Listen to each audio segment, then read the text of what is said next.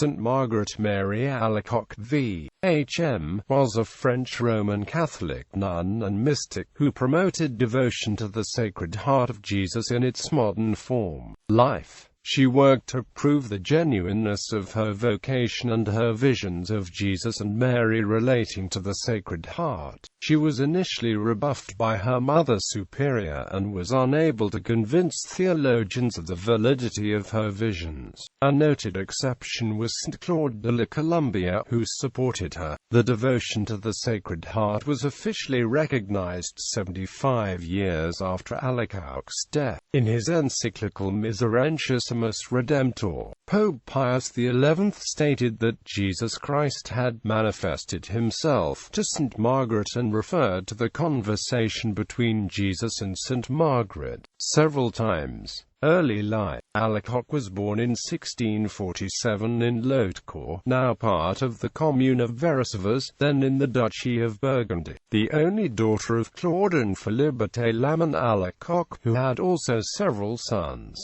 From early childhood, Margaret was described as showing intense love for the Blessed Sacrament, and as preferring silence and prayer to childhood play. After her first communion at the age of 9, she practiced in secret severe corporal mortification, until rheumatic fever confined her to bed for 4 years. At the end of this period, having made a vow to the Blessed Virgin to consecrate herself to religious life, she was instantly restored to perfect health.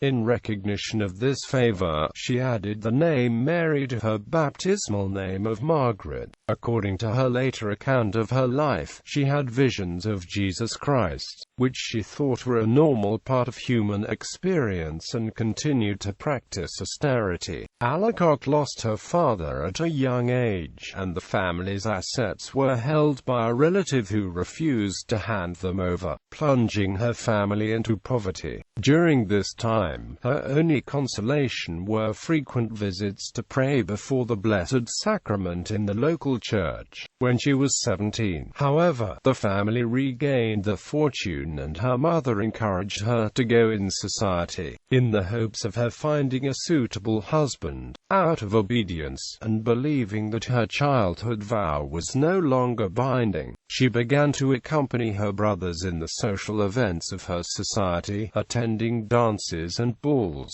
One night, after returning home from a ball for carnival dressed in her finery, she experienced a vision of Christ, scourged and bloody. He reproached her for her forgetfulness of him, yet he also reassured her by demonstrating that his heart was filled with love for her, because of the childhood promise she had made to his Blessed Mother. As a result, she determined to fulfill her vow and entered, when almost 24 years of age, the Visitation Convent at Paray-le-Monial on the 25th of May 1671. Intending to become a nun.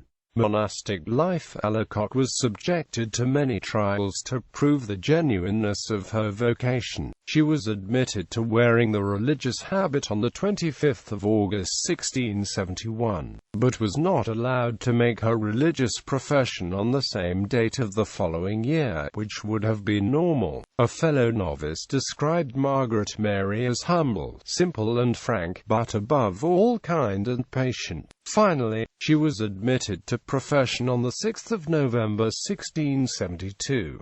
It is said that she was assigned to the infirmary and was not very skillful at her tasks. Visions. In this monastery Alacoque received several private revelations of the Sacred Heart, the first on the 27th of December 1673, and the final one 18 months later. The visions revealed to her the form of the devotion, the chief features being reception of Holy Communion on the first Friday of each month, Eucharistic adoration during a holy hour on Thursdays, and the celebration of the Feast of the Sacred Heart. She stated that, in her vision, she was instructed to spend an hour every Thursday night to meditate on Jesus' agony in the Garden of Gethsemane. The holy hour practice later became widespread among Catholics.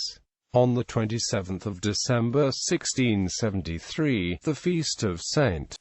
Margaret Mary reported that Jesus permitted her to rest her head upon his heart, and then disclosed to her the wonders of his love, telling her that he desired to make them known to all mankind and to diffuse the treasures of his goodness, and that he had chosen her for this work. Initially discouraged in her efforts to follow the instruction she had received in her visions, Alacoque was eventually able to convince her superior, Mother Destefanis, of the authenticity of her visions. She was unable, however, to convince a group of theologians of the validity of her apparitions, nor was she any more successful with many of the members of her own community, and suffered greatly at their hands. She eventually received the support of St. Claude de la Colombier S.J., the community's confessor for a time, who declared that the visions were genuine. In 1683, opposition in the community ended when Mother Mellon was elected superior and named Margaret Mary her assistant. She later became novice mistress, and saw the monastery observe the Feast of the Sacred Heart privately, beginning in 1686.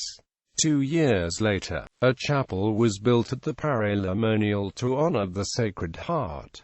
Alacoque died on the 17th of October 1690. Veneration. After Alacoque, the devotion to the Sacred Heart was fostered by the Jesuits and the subject of controversies within the Church. The practice was not officially recognized until 75 years later. The discussion of Alacoque's own mission and qualities continued for years. All her actions, her revelations, her spiritual maxims, her teachings regarding the devotion to the Sacred Heart, of which she was the chief exponent as well as the apostle, were subjected to the most severe and minute examination, and finally the Sacred Congregation of Rites passed a favorable vote on the heroic virtues of this servant of God. In March 1824, Pope Leo XII pronounced her venerable, and on the 18th of September 1864, Pope Pius IX declared her blessed. When her tomb was canonically opened in July 1830, 2 instantaneous cures were recorded to have taken place. Her incorrupt body rests above the side altar in the Chapel of the Apparitions, located at the Visitation Monastery in Paralemonial. Many striking blessings have been claimed by pilgrims attracted there from all parts of the world. Alacoque was canonized by Pope Benedict XV in 1920, and in 1929 her liturgical commemoration was included in the general Roman calendar for celebration on the 17th of October, the day of her death. In the reforms of 1969, the feast day was moved to the prior day, the 16th of October. In his 1928 encyclical Miserentissimus Redemptor, Pope Pius XI affirmed the Church's position regarding the credibility of her visions of Jesus Christ by speaking of Jesus as having manifested himself to St. Margaret Mary and having promised her that all those who rendered this honor to his heart would be endowed with an abundance of heavenly graces. Alacoque's short devotional writing, La Devotion au Sacré-Cœur de Jesus, was published posthumously by J. Quasset in 1698, and has been popular among Catholics.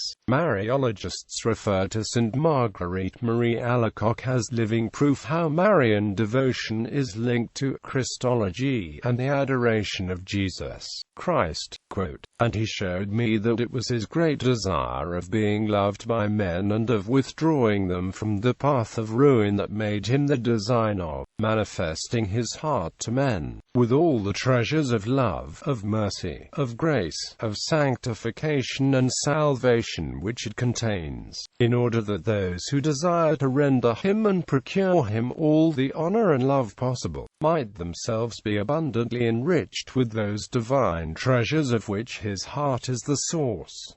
From Revelations of Our Lord to St. Mary Margaret Alacoque. Popular culture. In James Joyce's short story Eveline, part of his Dubliners, a coloured print of the promises made to Blessed Margaret Mary Alacoque is mentioned as part of the decorations of an Irish home at the turn of the 20th century, testifying to Joyce's fine eye for the details of Irish Catholic piety.